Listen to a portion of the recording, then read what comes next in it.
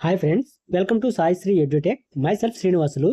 ఈరోజు మన టాపిక్ వచ్చి గ్రూప్ 2 ఎకానమీ మెయిన్స్ కి సంబంధించిన యూనిట్ 1 లోని ప్రణాళికలు అనే అంశం గురించి ఈ వీడియోలో మనం ఏం వివరించుకుంటున్నాం అనే అంశాల గురించి ఒకసారి వివరించే ప్రయత్నం చేస్తాం. చూడండి, అసలు ప్రణాళికలు అంటే ఏమిటి, భారతదేశం ప్రణాళికలను అనుసరించడానికి గల కారణాలేంటి, ప్రణాళికల కాలంలో భారతదేశం సాధించినది ఏంటి, కోల్పోయినది ఏంటి అనే అంశాల గురించి ఈ వీడియోలో చర్చించుకునే ప్రయత్నం చేద్దాం. ఈ ప్రణాళికలకు సంబంధించి మొత్తం ఒక 2 కానీ 3 కానీ వీడియోస్లో నేను కంప్లీట్ చేయడానికి ప్రయత్నిస్తాను. ఈ వీడియోలో నేను ఓవరాల్గా ప్రణాళికల గురించి ఒక బ్రీఫ్ ఇవ్వడానికి ప్రయత్నిస్తున్నాను. నెక్స్ట్ వీడియోలో ఈ ప్రణాళిక నమూనాలు ఉన్నాయి కదా, వాటి గురించి వివరిస్తాను. హడర్ డోమర్ నమూనా, మహల్నోబిస్ నమూనా మొదలైన నమూనాల గురించి నెక్స్ట్ వీడియోలో వివరించే ప్రయత్నం చేస్తాను. ఆ తర్వాత వీడియోలో 1 నుంచి 12 వరకు గల ప్రణాళికల గురించి చెప్పుకునే ప్రయత్నం చేద్దాం. ఇక టాపిక్లోకి వస్తే, ముందుగా టాపిక్లోకి వెళ్లే ముందు ఒక 2 అంశాల గురించి వివరించుకునే ప్రయత్నం చేద్దాం. చూడండి, ముందుగా భారతదేశ లక్ష్యం ఏంటో మనకు తెలుసు. మన లక్ష్యం ఏంటి? భారతదేశ లక్ష్యం అభివృద్ధి చెందడం. అభివృద్ధి చెందాలంటే ఏం చేయాలి? అభివృద్ధికి అడ్డంగా ఉన్న అవరోధాలన్నింటినీ అధిగమించాలి. చిన్న ఎగ్జాంపుల్ ఇచ్చే ప్రయత్నం చేస్తాను. మన లక్ష్యం ఏంటి? గ్రూప్ 2 సాధించడం కదా. మనం గ్రూప్ 2 సాధించాలంటే ఏం చేయాలి? మనకున్న అవలక్షణాలన్నింటినీ పక్కన పెట్టి ఉన్న సమయాన్ని సమర్థవంతంగా సద్వినియోగం చేసుకోగలిగితే మీరు కానీ నేను కానీ ఖచ్చితంగా ఉద్యోగం సాధించగలమని మీకు తెలుసు, నాకు తెలుసు. మనకున్న అవలక్షణాలు అంటే ఏముంటాయో మీకు బాగా తెలుసు. మీరు సరిగా చదవలేకపోవడానికి మీలో ఉన్న డ్రాబ్యాక్స్ ఏంటో మీకు తెలుసు. వాటిని మనం సమర్థవంతంగా ఒక్కొక్కటి ఒక ప్రణాళికాబద్ధంగా తగ్గించుకుంటూ మన సమయాన్ని మన లక్ష్యం వైపు మరలించగలిగితే మనం సక్సెస్ సాధిస్తామని నీకు తెలుసు, నాకు తెలుసు. అసలు ప్రణాళికలు అంటే ఏంటో ఒక చిన్న నిర్వచనంలో చెప్పుకొని తర్వాత మనం క్లాసులోకి వెళ్ళిపోదాం. కొన్ని నిర్దిష్టమైన లక్ష్యాలను సాధించడానికి లభ్యమవుతున్న వనరులను సమర్థవంతంగా వినియోగించుకొని ఆ లక్ష్యాలను సాధించటమే ప్రణాళికలు అంటున్నారు. ఈ వీడియోని కొత్తగా ట్రై చేస్తున్నాను. ఇప్పుడు నేను ట్రై చేసే పద్ధతి మీకు నచ్చిందంటే ఇలాగే కొనసాగిస్తాను, లేదంటే చెప్పండి. నా హ్యాండ్ రైటింగ్ నోట్స్ మీకు పరిచయం చేస్తూ పాత వీడియోస్ లాగే చేయమంటే అలా చేయడానికైనా నేను సిద్ధమే.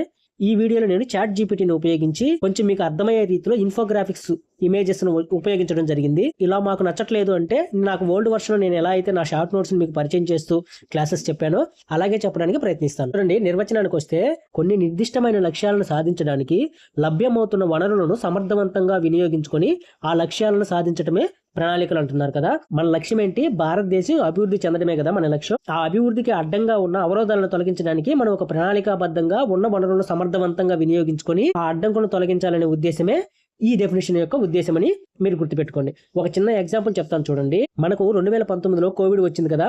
ఈ కోవిడ్ ఎంతో మంది జీవితాన్ని నాశనం చేసిందని మనకు తెలుసు.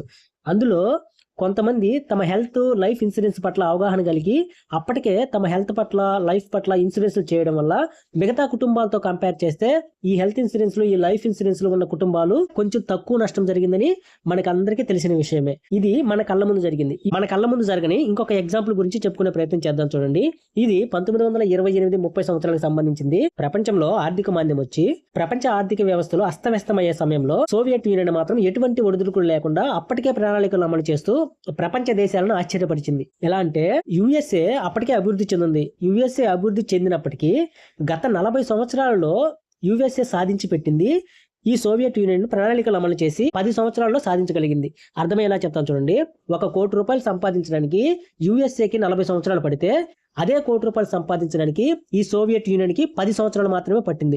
ఎందువల్ల ఈ 10 సంవత్సరాలు పట్టిందంటే వాళ్ళు ఈ ప్రణాళికలు అమలుపరచడం వల్ల ప్రణాళికాబద్ధంగా ఏ రంగాలలో పెట్టుబడి పెడితే ఎక్కడ ఎక్కువ సంపాదించవచ్చనే ఆలోచనలు వాళ్ళకు ఉన్నాయి. కాబట్టి ఈ ప్రణాళికలను సమర్థవంతంగా అమలుపరిచి వాళ్ళు 40 సంవత్సరాల్లో సాధించింది వీళ్ళు 10 సంవత్సరాల్లో సాధించి చూపించగలిగారు అనే విషయం మీరు గుర్తుపెట్టుకోండి. ఈ ఆర్థిక మాంద్యం అంటే ఏందో మనకు ద్రవ్యోల్బణం టాపిక్ దగ్గర వస్తుంది. అక్కడ నేను మీకు క్లియర్ గా వివరించడానికి ప్రయత్నిస్తాను. ఇకపోతే భారతదేశంలో ప్రణాళికలు మరియు వాటి విజయాల గురించి చెప్పుకుందాం. చూడండి, దేశం ప్రణాళికలు అనుసరించడానికి గల కారణం ఏంటో ఒకసారి వివరించుకునే ప్రయత్నం చేద్దాం. స్వాతంత్రం పొందే నాటికి భారత ఆర్థిక వ్యవస్థను పాశ్చాత్య దేశాలు అస్తవ్యస్తం చేశాయి. ఈ పాశ్చాత్య దేశాలు ఎలా అస్తవ్యస్తం చేశాయో మన ఇండియన్ హిస్టరీ చదివేటప్పుడు అక్కడ మీకు అర్థమవుతుంది. నేను చెప్పాను కదా, ఇండియన్ హిస్టరీకి సంబంధించిన బుక్స్, ఆ బుక్స్ కానీ మీరు ఫాలో అయ్యగలిగితే ఈ మొత్తం ఇంటర్లింక్ అయ్యేదానికి అవకాశాలు ఉన్నాయి. ఇకపోతే చూడండి, ఈ అస్తవ్యస్తంగా ఉన్న ఆర్థిక వ్యవస్థను సరైన గాడిలో పెట్టడానికి అందుబాటులో ఉన్న వనరులను సమర్థవంతంగా వినియోగించుకోవాలనే ఉద్దేశంతో సోవియట్ యూనియన్ ని ఇన్స్పిరేషన్ గా తీసుకొని మనం ప్రణాళికలను ప్రారంభించాం. చూడండి, అప్పుడప్పుడే స్వాతంత్రం వచ్చిన మనం ఈ ప్రణాళికలు అమలుపరచాలంటే ఆర్థిక వ్యవస్థలో ఉన్న మొత్తం వనరులను ఎవరి దగ్గర ఇవ్వాలి? ప్రైవేట్ వ్యక్తుల దగ్గర ఇవ్వాలా లేదా గవర్నమెంట్ దగ్గర ఇవ్వాలా?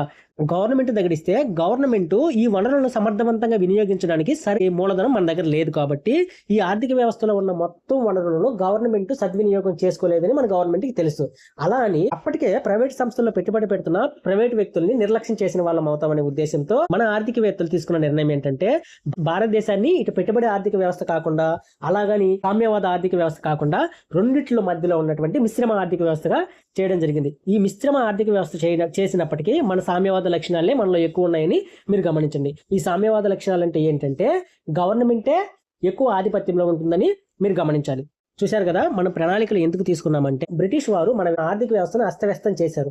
మన దేశంలో వనరులు ఉన్నప్పటికీ లక్ష్యం అభివృద్ధి చెందడం కాబట్టి మన దేశంలో ఉన్న వనరులను మనం ఉపయోగించుకొని మనం అభివృద్ధి పదంలో వెళ్ళాలనే ఉద్దేశంతో మనం ప్రణాళికలను తీసుకున్నాం. ఈ స్లైడ్ చూడండి, భారత ఆర్థిక వ్యవస్థ యొక్క ప్రారంభ స్థితి. మన స్వాతంత్రం వచ్చే నాటికి మన ఆర్థిక వ్యవస్థ ఎలా ఉందో ఈ స్లైడ్ లో వివరించే ప్రయత్నం చేస్తాను చూడండి.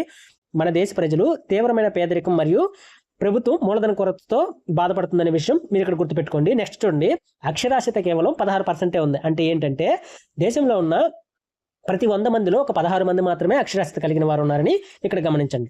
నెక్స్ట్ చూడండి, క్షీణించిన పరిశ్రమలు మరియు వ్యవసాయంపై అధిక ఆధారపడడం. అంటే దీన్ని నేను మీకు వివరించే ప్రయత్నం చేస్తాను చూడండి. మన పరిశ్రమలు ఎలా క్షీణించాయంటే మన పరిశ్రమలు చేతి వృత్తులకు సంబంధించిన పరిశ్రమలు, చిన్న పరిశ్రమలు అన్నమాట. ఈ చిన్న పరిశ్రమల్లో మనవారు ఏం చేశారంటే మన దేశంలో ఉత్పత్తి అయిన పత్తిని ఉపయోగించి వస్త్రాలను తయారు చేసేవారు అనమాట. ఈ వస్త్రాలపై ఎక్కువ మంది ఆధారపడి జీవనం సాగించేవారు అనమాట. ఏంటంటే మన దేశంలో ఉత్పత్తి అయిన పత్తిని మన చిన్న పరిశ్రమలు కొనుగోలు చేసి చిన్న పరిశ్రమలో ఆ పత్తిని ఉపయోగించి వస్త్రాలను తయారు చేసి దేశ విదేశాలలో మార్కెట్ చేసుకునేవారు అన్నమాట. ఈ పాయింట్ ఎక్కడితో గుర్తుపెట్టుకోండి. నెక్స్ట్ చూడండి, ఈ చిన్న పరిశ్రమలు క్షీణించడానికి బ్రిటన్ ఏం చేసిందో ఒకసారి చూద్దాం చూడండి. మన దేశంలో పండించిన పత్తిని ముడి సరుకులుగా వాడు కొనుగోలు చేశారండి. ఈ పత్తిని కొనుగోలు చేసి వారి దేశంలో ఏం చేశారంటే ఈ మూలధన వస్తువుల సహాయంతో వస్త్రంగా మార్చారు. మన దేశంలో కూడా వస్త్రాలు తయారు చేశారు. మనం ఎలా తయారు చేసాం? చిన్న పరిశ్రమలు చేతి వృత్తుల ద్వారా తయారు చేశాం. వీళ్ళు ఏం చేశారు? మూలధన వస్తువులను ఉపయోగించి పెద్ద పెద్ద పరిశ్రమలు పెట్టి ఆ పెద్ద పెద్ద పరిశ్రమల ద్వారా అందరినీ ఆకర్షించే విధంగా వస్త్రాలను తయారు చేయడం ప్రారంభించారన్నమాట. ఈ వస్త్రాలను తయారు చేయడం ప్రారంభించి వీళ్ళు ఏం చేశారంటే ప్రపంచ దేశాలకు ఈ వస్త్రాలను పరిచయం చేయడం ప్రారంభించారు. ప్రపంచ దేశాల్లో ఈ వస్త్రాలను పరిచయం చేయడం ప్రారంభించినప్పటి నుంచి ఏమైందంటే మన దేశ వస్త్రాలకు డిమాండ్ తగ్గి ఈ బ్రిటన్ దేశ వస్త్రాలకి డిమాండ్ పెరగడం జరిగింది. అదే విధంగా వారు మన దేశం నుంచి ముడి పదార్థాలు కొని మన దేశానికి మళ్ళీ ఆ వస్త్రాలు తీసుకురావడం జరిగింది. ఈ వస్త్రాలు తీసుకురావడం వల్ల ఏమైందంటే మన దేశ ప్రజలు కూడా వీటికి ఆకర్షితులు అవడం జరిగింది. తద్వారా ఏం జరిగిందంటే చిన్న పరిశ్రమల్లో ఉత్పత్తి అయ్యే వస్త్రాలు ఉంటాయి కదా, వాటి కాస్ట్కి వీటి కాస్ట్కి చాలా వేరియేషన్స్ వచ్చాయి అన్నమాట. ఈ వేరియేషన్స్ వస్తే మనం ఏం చేస్తాం? ఎక్కడ తక్కువ ఉంటే అక్కడే కదా కొంటాము. వీళ్ళు పెద్ద పెద్ద మిషనరీని ఉపయోగించడం వల్ల వీళ్ళకి తక్కువ కాస్ట్కే వస్త్రాలు బయటకు వస్తున్నాయి కాబట్టి వీరు తక్కువ కాస్ట్కే అమ్మడం మొదలు పెట్టారు. ఈ తక్కువ కాస్ట్కి అమ్మడం మొదలు పెట్టడం వల్ల ఈ కన్సూమర్స్ అంతా ఏమయ్యారంటే ఈ తక్కువకే ఈ వస్త్రాలు వస్తున్నాయి కాబట్టి అందరూ వాటి మీద ఎగబడడం మొదలు పెట్టడం వల్ల మన దేశంలో పరిశ్రమలు మూతపడ్డాయని మీరు అర్థం చేసుకోండి. ఈ పరిశ్రమలు మూతపడిన తర్వాత మన వాళ్ళు ఏం చేస్తారు? అప్పటిదాకా పరిశ్రమల మీద ఆధారపడిన జనాభా అంతా వ్యవసాయ రంగం మీద ఆధారపడడం మొదలు పెట్టారనమాట. ఓకే, ఈ స్లైడ్ అర్థమైంది అనుకుంటాను. నెక్స్ట్, ఈ ప్రణాళికలు అమలుపరచడం వల్ల మనం ఏం చేసామంటే మనకున్న 3 రంగాలు కదా, వ్యవసాయ రంగం, పారిశ్రామిక రంగం, సేవా రంగం కదా. చూడండి, ఈ వ్యవసాయ రంగంలో ఆహార ధాన్యాల కొరత నుండి ఎగుమతి స్థాయికి మనం చేరడం జరిగింది. మన దేశం ఫస్ట్ నుంచి వ్యవసాయ ఆధారిత దేశమే కదా, మనమేంది ఆహార ధాన్యాన్ని దిగుమతి చేసుకోవడం మనకు డౌట్ రావచ్చు. మనము ప్రారంభంలో PL 480 కింద ఆహార ధాన్యాలను కూడా దిగుమతి చేసుకున్నామని మీరు గమనించాలి. ఈ ఆహార ధాన్యాలను దిగుమతి చేసుకునే స్టేజ్ నుంచి మన అవసరాలకు ఉపయోగపడే ఆహార ధాన్యాలను మనం ఉత్పత్తి చేసుకోవడంతో పాటు ప్రజెంట్ మనం విదేశాలకు కూడా వాటిని ఎగుమతి చేసే స్థాయికి ఎదిగామని మీరు గుర్తుపెట్టుకోండి. పోతే ఇంక చూడండి, పారిశ్రామిక రంగం గురించి బలమైన ప్రభుత్వ రంగ సంస్థలు ఈ ప్రణాళిక కాలంలో బలమైన ప్రభుత్వ రంగ సంస్థలను ఏర్పాటు చేశామన్నమాట. మనం ఏం ఏర్పాటు చేశామనేది మనకు ముందు వీడియోస్లో వస్తుంది. మీకు అక్కడ వివరించే ప్రయత్నం చేస్తాను. మౌలిక సదుపాయాలు, విద్యుత్తు రవాణా మరియు భారీ నీటిపారుదల ప్రాజెక్టుల గురించి నిర్మాణం. ఈ ప్రణాళికల కాలంలో విద్యుత్తు రవాణా, భారీ నీటిపారుదల ప్రాజెక్టుల నిర్మాణం జరిగి మనం కొంచెం అభివృద్ధి దశలో ముందుకు వెళ్తున్నామని మనకి ఈ పాయింట్ వివరిస్తుంది. ప్రణాళిక ప్రభావం అప్పుడు ఎలా ఉంది, ఇప్పుడు ఎలా ఉంది చూడండి. అక్షరాస్యత రేటు 1950-51 నాటికి 18%గా ఉంటే ప్రజెంట్ మనం ప్రణాళికలు ముగిసే సమయానికి 2017లో ప్రణాళికలు ముగిసాయి కదా, ఆ సమయానికి మనం అక్షరాస్యతను 74 సంవత్సరాలకు పెంచగలిగాము. సగటు ఆయుర్దాయం చూడండి 32 సంవత్సరాల నుంచి 69 సంవత్సరాలకు మనం పెంచడం జరిగింది. ఆహార ధాన్యాల ఉత్పత్తి 50 మిలియన్ టన్నుల నుంచి 250 మిలియన్ టన్నులకు మనం పెంచుకోగలిగాం. మౌలిక సదుపాయాలంటే రోడ్లు, రవాణా, విద్యుత్ మొదలైన అంశాలు మనకు మౌలిక సదుపాయాల కిందకి వస్తాయి. ఈ మౌలిక సదుపాయాలు స్వాతంత్రం వచ్చే నాటికి అది తక్కువగా ఉంటే ప్రజెంట్ దాదాపు మనం దేశంలో ఉన్న అన్ని గ్రామాలకి విద్యుత్ ఇచ్చామని చెప్పుకునే స్టేజ్ లో మనం ఉన్నామని మీరు గమనించండి. ఈ ప్రణాళికల వారసత్వం ఆధునిక భారతదేశానికి పునాది లాంటిదని ఇక్కడ చెప్పడం జరుగుతుంది. చూడండి, ఇక్కడ వలసవాద ఆర్థిక వ్యవస్థ నుంచి వేగంగా అభివృద్ధి చెందుతున్న ఆర్థిక వ్యవస్థకు మనం ఇప్పుడు అడుగులు వేస్తున్నామని మనకందరికీ బాగా తెలిసిన విషయమే. ఈ వలసవాద ఆర్థిక వ్యవస్థ నుంచి మనం ఇలా పరిణామం చెందామో ఇక్కడ ఇవ్వడం జరిగింది చూడండి. బలమైన సంస్థలు, మానవ మూలధనం, సాంకేతిక సామర్థ్యాన్ని ఉపయోగించి వేగంగా అభివృద్ధి చెందుతున్న ఆర్థిక వ్యవస్థగా మనం ప్రజెంట్ ఉన్నామని మీరు గుర్తుపెట్టుకోండి. వరకు మనం ప్రణాళికలు ఎందుకు అమలు చేసామో, ప్రణాళికల వల్ల మనం ఏం సాధించామో చెప్పుకున్నాం కదా. ఈ ప్రణాళికల వల్ల మనకు డ్రాబ్యాక్స్ ఏమైనా ఉన్నాయేమో వాటి గురించి వివరించే ప్రయత్నం చేస్తాను చూడండి. విషయాలు వాస్తవాలు ఉన్నాయి కదా. మౌలిక సదుపాయాలు మరియు వ్యవసాయ రంగంలో స్వయం సమృద్ధి సాధించినప్పటికీ నిరుద్యోగం, ఆదాయ అసమానతలు, ద్రవ్యోల్బణం వంటి సామాజిక ఆర్థిక రుగ్మతలను ప్రణాళికలు నిర్మూలించలేకపోయాయి. ఈ ప్రణాళికలు కొద్ది మొత్తంలో మనకు ఉత్పత్తి, మన వృద్ధి రేటును పెంచినప్పటికీ సమాజంలో ఉన్నటువంటి ఈ అసమానతలను తొలగించడంలో విఫలమయ్యాయని ఇక్కడ చెప్పడం జరుగుతుంది. వీటి గురించి వివరించుకునే ప్రయత్నం చేద్దాం చూడండి. సామాజిక ఆర్థిక వైఫల్యాలు, అట్టడుగున మిగిలిన అభివృద్ధి. మనకు అభివృద్ధికి క్లారిటీ ఉందని నేను అనుకుంటున్నాను. అందుకే కొంచెం ఫాస్ట్ గా చెప్పే ప్రయత్నం చేస్తున్నాను. పేదరికం చూడండి.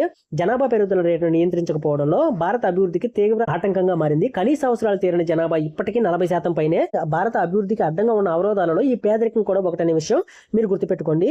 ఇప్పటికీ మన భారతదేశంలో జనాభా 40% వరకు ఈ పేదరికంలోనే ఉన్నారని మీరు గుర్తుపెట్టుకోండి. ఈ ప్రణాళికలు అమలుపరిచిన ఇన్ని సంవత్సరాలలో ఈ పేదరికాన్ని మనం 40%కి తీసుకురాగలిగాం, కానీ ఇంకా తగ్గించగలగాల్సిన ఆవశ్యకత ఉందని, ఇంకా తగ్గించడంలో ఈ ప్రణాళికలు విఫలమయ్యాయని మనం చెప్పుకోక తప్పదు. చూడండి, అసమానతలు ఉన్నాయి కదా. ఈ ఆదాయ అసమానతలు, భూ సంస్కరణలు మరియు కమతాల గరిష్ట పరిమితి అమలులో వైఫల్యం, ప్రభుత్వ ఫలాలను భూస్వాములు, గుత్తేదారులు, పారిశ్రామికవేత్తలు దోచుకుంటున్నారు, సమాజంలో తీవ్ర అసమానతలు పెరిగాయనే అంశం గురించి ఇక్కడ చెప్పారు. ఈ భూ సంస్కరణ అనే టాపిక్ గురించి ఈ వ్యవసాయ రంగం దగ్గర వస్తుంది. అక్కడ నేను మీకు చెప్పే ప్రయత్నం చేస్తాను. ఈ భూ సంస్కరణలు, కమతాల గరిష్ట పరిమితి, కమతాల విభజన వీటి గురించి అక్కడ చర్చించుకునే ప్రయత్నం చేద్దాం. నెక్స్ట్ చూడండి, నిరుద్యోగం. మొదటి ప్రణాళికలో 33 లక్షలుగా ఉన్న నిరుద్యోగులు ఈ సంఖ్య 9వ ప్రణాళిక నాటికి 400 లక్షలకు చేరింది. గ్రామీణ ప్రాంతాల్లో ప్రచ్ఛన్న నిరుద్యోగిత ఎక్కువగా ఉంది. చూడండి, ప్రచ్ఛన్న నిరుద్యోగిత అంటే ఒక పనిలో అవసరమైన కార్మికుల కంటే ఎక్కువ మందిని పనిచేస్తున్నప్పుడు అదనపు వ్యక్తులు పనిచేసినా లేకపోయినా ఉత్పత్తిలో పెద్ద మార్పు లేకపోతే ఆ పరిస్థితిని ప్రచ్ఛన్న నిరుద్యోగిత అంటారు. గ్రామీణ ప్రాంతాలలో మాత్రమే ఈ ప్రచ్ఛన్న నిరుద్యోగిత ఎక్కువ ఉంటుందని ఇక్కడ చెప్తున్నారు. మనకున్న పొలంలో మనం వ్యవసాయం చేయడానికి ఒక ఇద్దరు అవసరం అనుకుంటే, మన ఇంట్లో వాళ్ళు ఒక ఇద్దరు వెళ్ళి అక్కడ పనిచేస్తుంటే అక్కడ యాక్చువల్గా అవసరమైంది ఎంతమంది? ఇద్దరు మాత్రమే. మనం ఏం చేస్తాం? మనం ఖాళీగా ఉండలేక మనం వెళ్ళి వాళ్ళతో పాటు పని చేయడం ప్రారంభిస్తాం అనమాట. నువ్వు పని చేసినా చేయకపోయినా అక్కడ వచ్చే ఉత్పత్తి మాత్రం అదేనని మనం గుర్తుపెట్టుకోవాలి. అంటే ఇక్కడ ఏమవుతుంది? ఒక ఉత్పత్తిలో అవసరానికంటే ఎక్కువ మంది పనిచేయడాన్ని ఈ ప్రచ్ఛన్న నిరుద్యోగిత అని అంటున్నారు. ఇక్కడ మానవ అభివృద్ధి మరియు ప్రాంతీయ అసమానతలు ఉన్నాయి కదా. ఈ మానవ అభివృద్ధి గురించి నేను మీకు వివరిస్తాను. ఈ మానవ అభివృద్ధిలో ప్రజెంట్ భారత్ ర్యాంక్ ఎంత ఉందంటే, మొత్తం 193 దేశాల జాబితాలో భారత్ 130వ స్థానంలో ఉందని మీరు ఇక్కడ గుర్తుపెట్టుకునే ప్రయత్నం చేయండి. తర్వాత పోతే ప్రాంతీయ అసమానతలు పెరిగాయని చెప్తున్నారు. ఈ ప్రణాళికలలో భాగంగా ప్రాంతీయ అసమానతలు పెరగడానికి గల కారణం ఏంటంటే, కొన్ని ప్రాంతాల్లో మాత్రం పరిశ్రమలు ఎక్కువగా అభివృద్ధి చేసి మిగతా ప్రాంతాలను గాలికి వదిలేయటం వలన ఎక్కడైతే పరిశ్రమలు ఉన్నాయో ఆ ప్రాంతాల వరకు ఎక్కువ అభివృద్ధి చెందాయని, మిగతా ప్రాంతాలు అభివృద్ధిలో వెనకబడి ఉన్నాయని ఇక్కడ అర్థం. మనం ప్రణాళికలు పెట్టుకున్న లక్ష్యాలు, మనం సాధించిన వాస్తవాల గురించి ఇక్కడ ఒక చిన్న పట్టిక రూపంలో ఇవ్వడం జరిగింది. చూడండి, మూలధన సృష్టి మరియు సమర్థవంతమైన ఉత్పత్తి మన లక్ష్యం అయితే, మూలధన ఉత్పత్తి నిష్పత్తి అంటే ఒక వస్తువును ఉత్పత్తి చేయడానికి మనకు అయ్యే మూలధనాన్ని మనకు క్యాపిటల్ అవుట్పుట్ రేషియో అంటున్నాం అనమాట. ఈ క్యాపిటల్ అవుట్పుట్ రేషియో ఎక్కువ ఉండడం వల్ల నీ దగ్గర ఉన్న ఒక 100 రూపాయలు పెట్టుబడి అనుకుంటే, నీకు ఒక వస్తువును ఉత్పత్తి చేయడానికి 50 రూపాయలు అయిందంటే నువ్వు అక్కడ 2 వస్తువులు మాత్రమే ఉత్పత్తి చేయగలవు. అదే నీ క్యాపిటల్ అవుట్పుట్ రేషియో నువ్వు తగ్గించుకోగలిగితే, అదే నువ్వు నీ ఉత్పత్తి ఖర్చుని 20 రూపాయలు తగ్గించుకోగలిగితే, నువ్వు 2 వస్తువులు తయారు చేసే స్థానంలో 5 వస్తువులు తయారు చేయొచ్చని మీరు ఇక్కడ గుర్తుపెట్టుకునే ప్రయత్నం చేయండి. మనకున్న పెట్టుబడి మొత్తం స్థిర మూలధనంలోనే ఇరుక్కుపోయింది. ఈ స్థిర మూలధనం, చర మూలధనం అంటే ఏంటో మనం వివరించుకున్నాం ముందు క్లాసుల్లో. బిల్డింగ్లు, యంత్రాలు, భవనాలు ఉంటాయి కదా, అవి స్థిర మూలధనం. చర మూలధనం అంటే shares, bonds, cash in hand, ఇవన్నీ మనకు చర మూలధనం కిందకు వస్తాయి. సెకండ్ లక్ష్యం చూడండి, సామాజిక న్యాయం మరియు సంపద పంపిణీ అని ఉంది కదా. ఈ సామాజిక న్యాయం, సంపద పంపిణీ అనేది ఆదాయ అసమానతలు లేకుండా ఉంటే సంపద పంపిణీ అనేది అందరికీ సమానంగా జరుగుతుందని గుర్తుపెట్టుకోవాలి. సామాజిక న్యాయం అంటే ఈ పేదరికం, నిరుద్యోగం మొదలైన తగ్గించడం ఈ సామాజిక న్యాయం. ఇక్కడ లక్ష్యం అదైతే ఇక్కడ సాధించింది ఏముందో చూడండి. ప్రైవేటు గుత్తాధిపత్యం పెరిగింది, భూ సంస్కరణలు విఫలమయ్యాయి. భూమి కొద్ది మంది దగ్గరే కేంద్రీకృతమై ఉండేదన్నమాట. ఈ భూమిని దేశంలో ఉన్న పేదలందరికీ పంచాలనే ఉద్దేశంతో భూ సంస్కరణ అమలు చేసాం మనం. ఆ భూ సంస్కరణ ఎలా అమలు చేసాం, ఆ భూ సంస్కరణ ఎలా విఫలమయ్యాయని మనకు వ్యవసాయ రంగం దగ్గర వస్తుంది. అక్కడ నేను మీకు చెప్పేదానికి ప్రయత్నిస్తాను.